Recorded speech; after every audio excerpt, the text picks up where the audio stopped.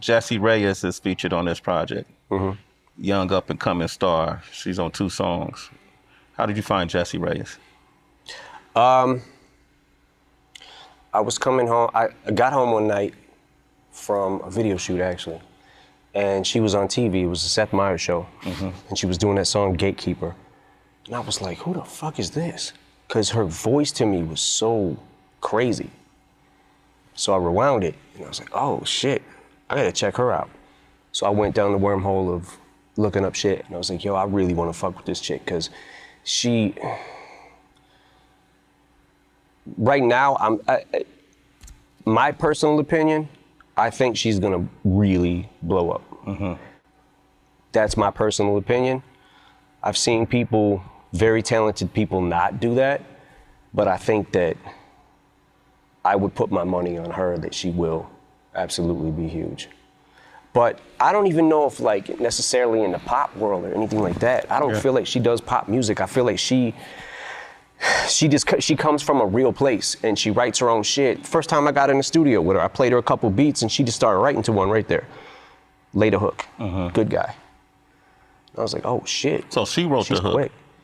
To Good Guy. To Good Guy. Yeah. The one she's singing at the end. Yeah. There's Nice Guy, Good Guy. Good Guy.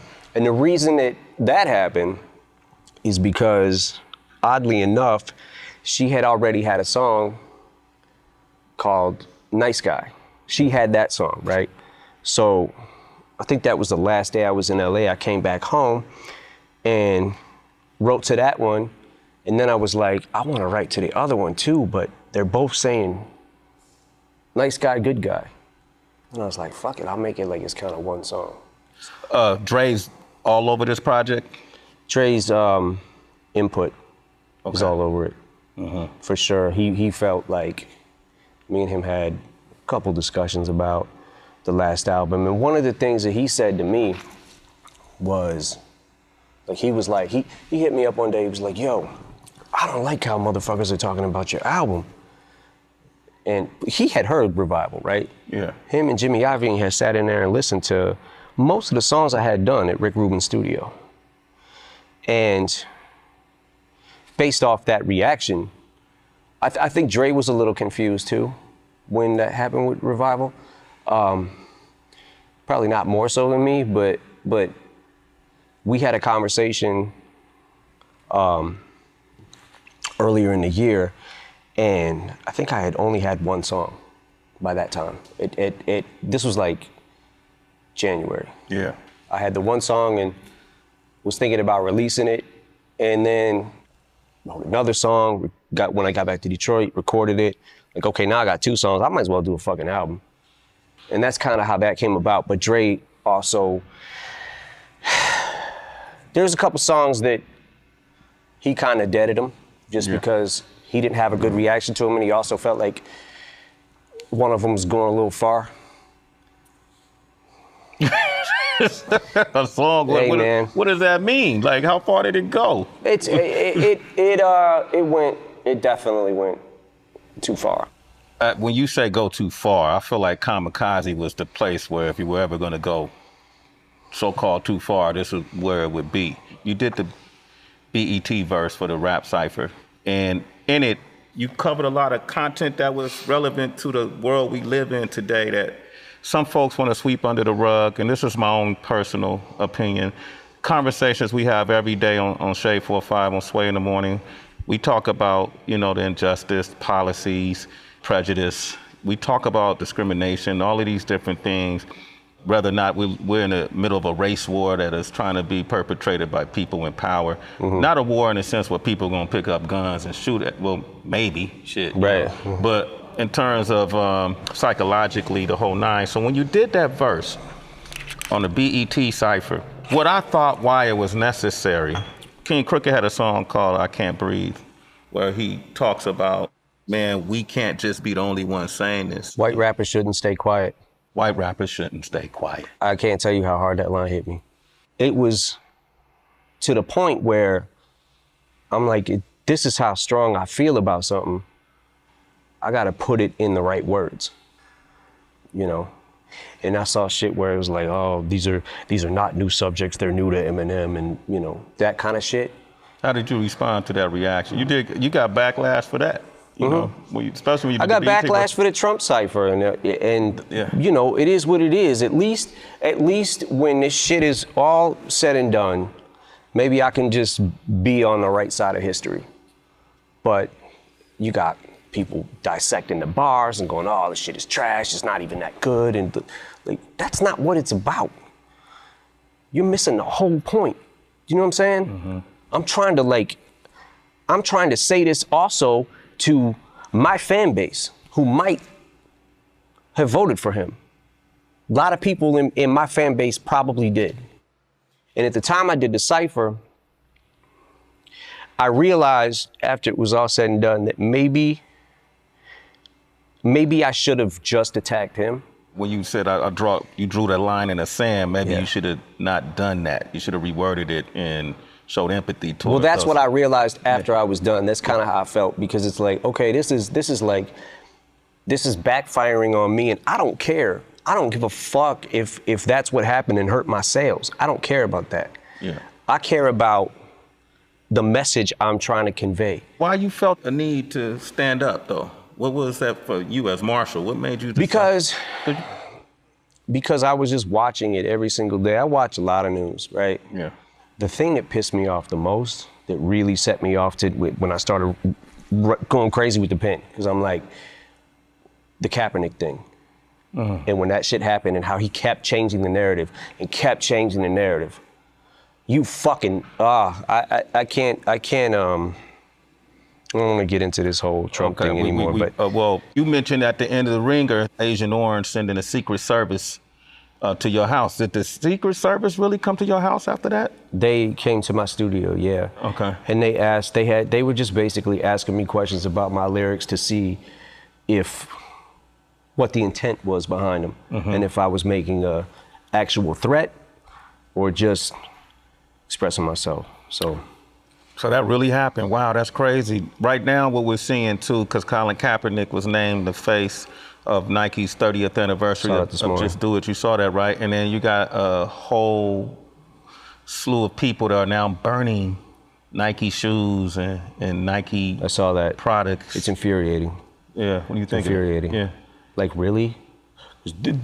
Nike supports people who kneel for the anthem.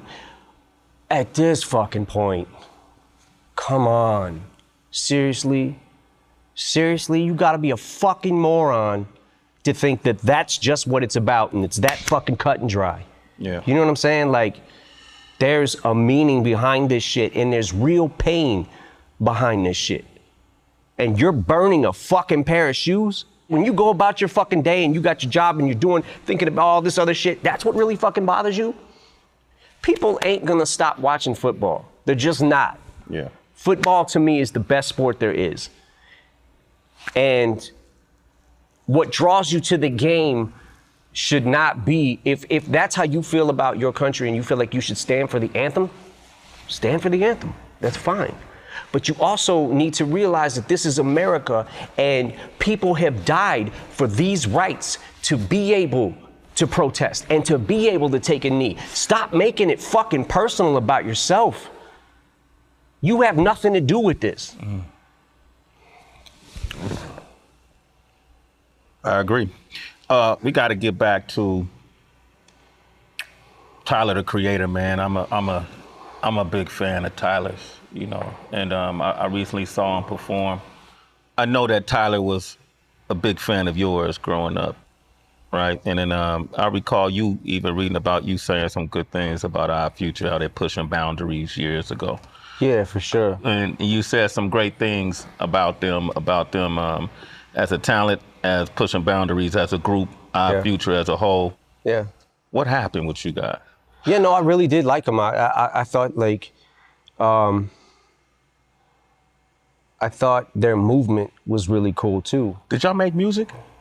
We didn't make music, but you know, I just felt like, okay, there's a mutual respect, you know. And a lot of the shit that ended up happening after that, like the tweet he put out with talking about Shady 15 and why can't people that are close to him tell him that his shit sucks and it's trash. And I'm like, okay, listen, man, you don't have to like it And it could really suck. But being that somebody really was cool to you, you would expect some kind of reciprocation, and just don't go public with it and publicly express your opinion and how much my shit is trash. Okay, so I chalk it up to them being young and just kids, you know what I'm saying? So it's like, all right, I've been there. You know what I'm saying? Yeah. Like, I was a dick when I first came out. You know what I'm saying? Like, yeah, man, you were. I know. Yeah. I feel bad about it. I'm sorry if I ever was a dick to you, but I don't think I ever was. Was I? Yeah, one time, man. But hey. Oh yeah, that's true. We won't talk about that. Okay. Nah, man. So I liked him, and then Earl Sweatshirt gets in an interview after Tyler trashes me, and then Earl Sweatshirt. Anybody who listens to Eminem's drinking too much Mountain Dew, and I'm just like, really? Like, what the fuck? Like, you know what I'm saying? Like, you guys were just on tour with us. We hung out. Like, we kicked it, made jokes. Like, you know what I'm saying? Like, so the last straw. Like, look, I know a lot of this shit. I could come across being very petty. Yeah. But at a certain point in time, someone has their breaking point. You know what I'm saying? So when Tyler tweeted out the thing about Walk on Water, this fucking song is horrible, I was like, all right, I need to say something now, because this is fucking stupid. You know? But at the same time, I'm not gonna let everybody just keep fucking, I'm not gonna be America's punching bag and motherfuckers just wanna think it's cool and safe to say whatever the fuck they want about me. I think it shocks people, because for all your career, you was the I just don't give a fuck guy. That can work both ways. How so? Because you don't give a fuck, you will fire back at somebody who says something about you. I picked and chose who that I wanted to say my piece with. Yeah. Because a lot of those things were personal. But then there's a lot of things that aren't personal on Kamikaze. You know, it's just the game and competition. You know what I'm saying? And spirit of an MC. Spirit of an MC, yeah. But you know, with the Tyler the Creator thing, man, I realize now, and I realized when I said it, but I wasn't like in the mind frame of, I was angry when I said the shit about Tyler. The fact of like, every time I saw this kid, like, always so cool to you. You know what I'm saying? Like, I loved his energy, like everything, you know what I'm saying? Like, he was a funny dude, like he's super charismatic and shit. But I'm sitting back like, man, at what point do I have to say something just to defend myself? And I think that the word that I called him on the album was, on that song, was one of the things where I felt like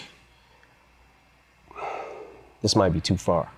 Because in my the homophobic in my slur. quest, in my quest to hurt him, I realized that I was hurting a lot of other people by saying it. And at the time, I was so mad, it was just whatever. But in the midst of everything else that was going on this album and the things that it took to pull this album together and all that kind of shit, it was one of the things that I kept going back to, going, I don't feel right with this. Before the album came out, I had the conversation with Paul and we spun the word back.